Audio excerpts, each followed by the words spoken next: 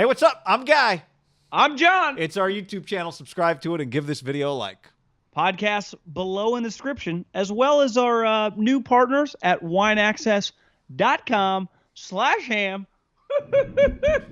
Go get you some 20% off. Wineaccess.com/ham. They have wine clubs, but this is not subscription based. You can just buy a couple bottles of wine, whatever you want. It is a satisfaction guarantee. If you don't love the bottle you get, and you're going to love it because it's unanimously approved by all their wine experts, they'll give you another bottle. Big wine drinkers, just get them a present. All of a sudden, 4 bottles of Pinot or Cab arrive, and it's like, honey, this is for you, baby. And like you said, it could be $15, $50. They have everything. Super high end, low end. But the low end is still better. It's still high end because of the level of which it takes to get in wineaccess.com/ham. 20% off. Can't beat it. Bruce Feldman talked to a bunch of NFL people over a long period of time and came up with several quotes. This is the one that a lot of us have been paying attention to. He asked, are you on the Mac Jones bandwagon? Here's what QB Coach 1, that's a code name for one of the people he spoke to, said. I am driving the bandwagon. I noticed something last year, the prior year, after Tua got hurt and Mac went in, they stopped running RPOs and started calling drop back stuff. And I was like, oh, they trust him. But he's more than just that. I think he's the best thrower of the football by a lot. Zach Wilson is freaky, but he's not hitting people in stride. Mac is processing. He's accurate. He's layering it. He has pinpoint accuracy. Throws with anticipation. Those people who say all he did was throw to guys who were wide open and threw from a clean pocket turn on A&M, Georgia, or Michigan and Auburn games from last year where he got the shit beat out of him. He's getting hit and he's getting moved. People say he's not athletic, but what are we talking about? Just he looks bad without a T-shirt? Does that mean he's a bad athlete? Because he has some baby fat? I love him. He was substantially better in the interviews than all the other quarterbacks.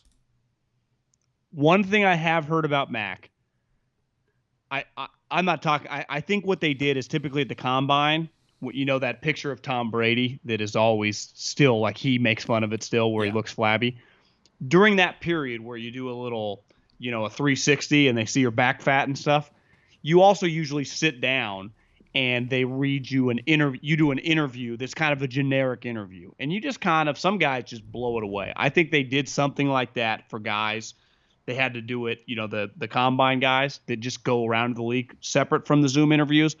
I've heard Mac's interview, just his generic one, is like, damn, this is a dude.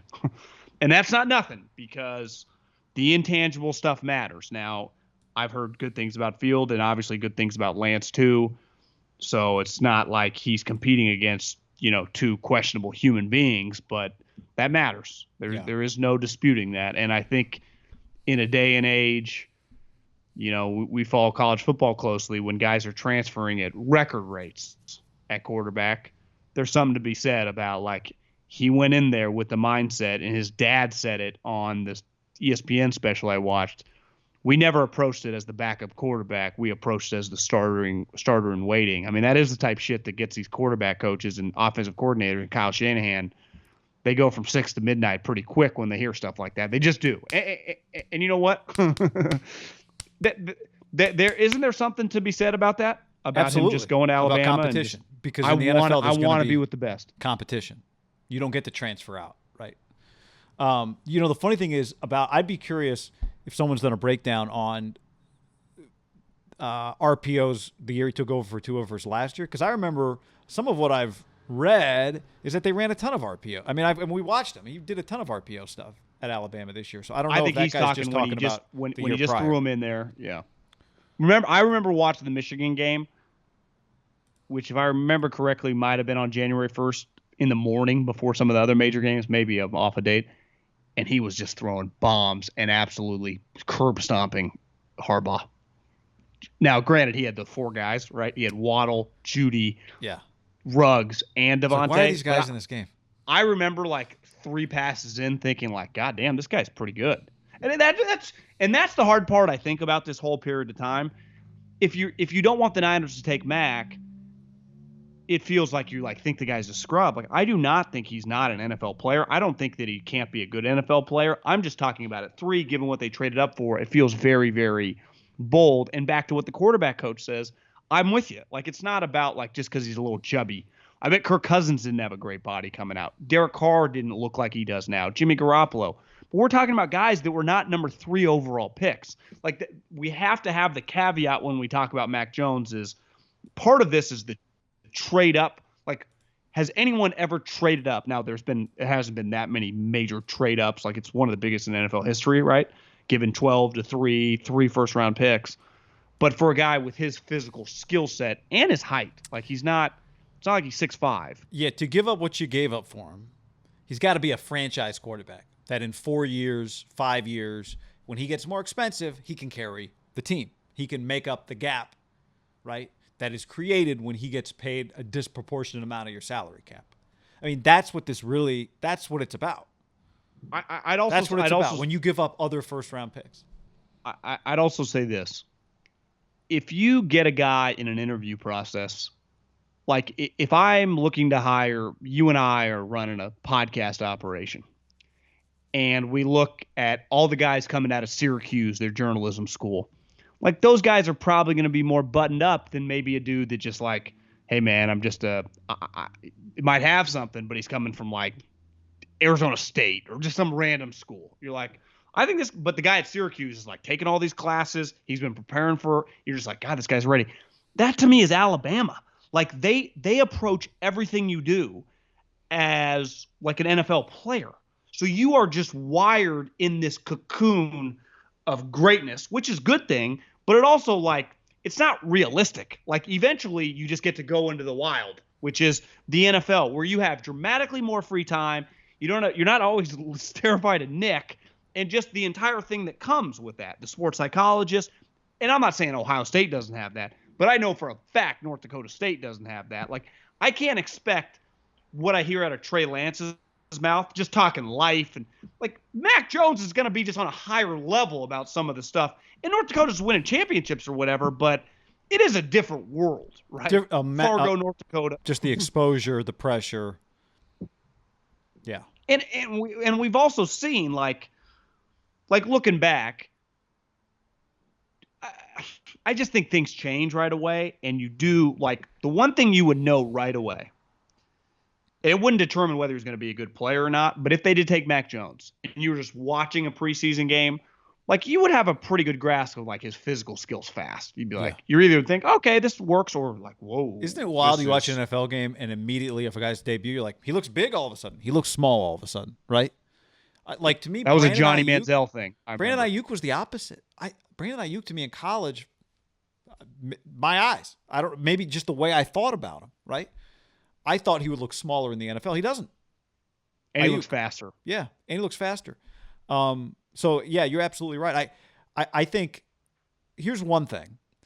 If he drafts Mac Jones, a couple things really. One, did he really consider Lance or Fields, or did he just do all of the investigation of these guys so that he wouldn't get stuck in the position he was when he didn't even look at the quarterbacks in 2017, where he had to admit, I wasn't watching the quarterbacks. We thought we were getting Kirk Cousins. Because it's better to have not watched Deshaun Watson and Patrick Mahomes than to have watched them and not thought they were going to be any good, right? So you couldn't say that. Like, he had to do his due diligence on all these guys so he could defend whoever he drafted. Like, part of it is just, I'm going to make this pick, but we've got, as an organization, got to be able to make sure that we did our due diligence, because there's going to be a lot of outside pressure on this. And also, it's just the right thing to do from a drafting standpoint. But that to me is the key. It's just that's just what you do. It is what you know. You're right. And Kyle just does what he does. He's not so much worried about the pressure. I don't think. Look, if Kyle drafts Mac Jones, I don't think it will be because Kirk Cousins is his ideal quarterback. Because I think he would love Josh Allen. Like, he would love. I think he wanted to get Matthew Stafford. I think he wanted to get Deshaun Watson. Right? Like, he would love all of that. Right? I think it'll be because he thinks this guy is more likely to be really good than the other two guys, which, again, we would come back and say, we think you can make these other guys really good too. But he sees too much of Josh Allen and Patrick Mahomes and Russell Wilson and Kyler Murray. He had too much success against Jared Goff for me not to believe he would be open. I believe to my core he's open-minded to the Trey Lances, the Justin Fields of the world. I think if he drafts Mac Jones, it's because he thinks that guy's going to be a better player than those other two. My question would be, and I don't even know how I'd get on this Zoom call because Bob Lang disappeared on us to the Philadelphia. But if I could get a hold of that Zoom call, I mean, I'm not a big press conference guy. My question would be, I think it's fair to assume that if you draft Mac Jones, he was on the tip of your tongue when you made the trade. In what world did you guys come to the conclusion that you had to get to 3 to get Mac Jones? Like, who else did you think was taking Mac Jones really high? Yeah. Because on the outside, and I know the league doesn't believe that. Like, why did you guys have that conviction that we had to get to 3 to get Mac Jones? Yeah, that's where the Panthers thing maybe the Panthers were a part of that equation, right? Yeah, and I'd say, well, then they end up with Sam Darnold, who has nothing in common with Mac Jones, like his Yeah, but players. right. But if they draft Mac Jones, you'd say he doesn't have anything in common with Deshaun Watson. You tried to get Deshaun Watson. Yeah, you're just but I'd say like analyzing the cost. You look back at Rule's career, right, at Baylor and then even at Temple, he had more athletic quarterbacks. Then who did he bring in? The dude from the AAF that's a little athletic guy. Like I do think they kind of, and then they get Sam Darnold. Like Yeah. I do believe they kind of want athletes, and I believe Kyle's talked about that athlete. That to me would be the thing. It's like when these quarterback coaches, like no one's saying he's like a bad athlete relative to human beings. We're talking about relative to this group, to the other and guys. I think he is by far. And when I just say this group, I'm just including Trey Lance and Justin Fields. Like they're in a different stratosphere than him as athletes. Right. Right. Right. I mean, and size. They're bigger, stronger. They have bigger arms. And I think it would get back to. Listen. I think part of the draft, which is so different than free agency, is. And I know this is hard for people and even a coach who they're going to try to win this year, is it's not about this year. Like it wasn't about Patrick Mahomes' rookie season. It really, I think they would tell you like we didn't expect him to be that good even his second year, right, when he won the MVP. But it was a big picture move. Same with Josh Allen, who took the more conventional route, right? It took him a while to get better and better and better, and then I guess unconventionally, he just kept getting better. Like it feels like there's no ceiling on him. But like do you feel Mac Jones' ceiling's that high relative to these other guys?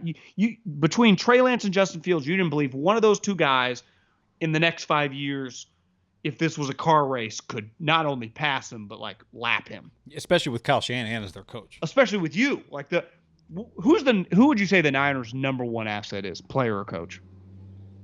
Yeah, it's Kyle. Yeah. Who is a quarterback guru, offensive coordinator, offensive guy. I guess. But that gets back to if this is what he wants, like who is anyone to tell him that? Well, there is no one to tell him. Well, there is no one to tell him. No, that guy doesn't. But I'm just saying, even if I do believe, though, that's where the healthy discussion once upon a time, and it's cool, like as things age when they go well, you really get the real story. Like couple years into the Russell Wilson, Pete was like, yeah, I was just anti-small little guys. I was like, John, you can bring him here. And then I met him, and I was like, I kind of like him. And then even when the draft, I was like, John, we cannot take this guy in the second round. He's like, Pete, we got to get this guy. He's like, I'll let you take him in the third round. But it's easy to be open about it. Pete Carroll would have to say to this day the best thing he ever did on that was ultimately listen to John Schneider, right? Yep. I mean, on that move. It changed Pete Carroll's life as an NFL coach. Yep. And that to me is where the Mac Jones thing, I will not believe. And I've known Adam Peters for a decade. He doesn't tell me anything. He's actually kind of an old school NFL guy for being a younger guy. He's not a big I don't even ask him, but he's not a self-promoter or leak to the media guy. But you can't convince me that either Adam or John Lynch aren't trying to convince, if Kyle's a Mac Jones, like to take another guy. Though I don't think he would listen, Yes, but I don't believe you're saying there's no way if it is Mac Jones, and really you could argue no matter who it is, that it's not a unanimous agreement, right? Obviously we know Kyle makes the decision, but you'd be hard pressed. You're saying there's no way the scouts are unanimously behind Mac Jones. And I would even imagine maybe a couple of the coaches, McDaniels, even hopefully like a Welker. It's a thing. I mean, they did lose. If Robert Saleh was still here, I do think it wouldn't shock me if Kyle was had Robert meet with all the quarterbacks for an hour and get his opinion, right? Yeah. Like he would have been just a sounding board of a guy that Kyle could really trust that he's lost. You wouldn't ask D'Amico to do that, even though he probably could, just being a high character team captain type Former player. NFL player. Yeah. But that's asking. I don't know. I feel less sure by the day, to be honest with you. Countdown's on, baby.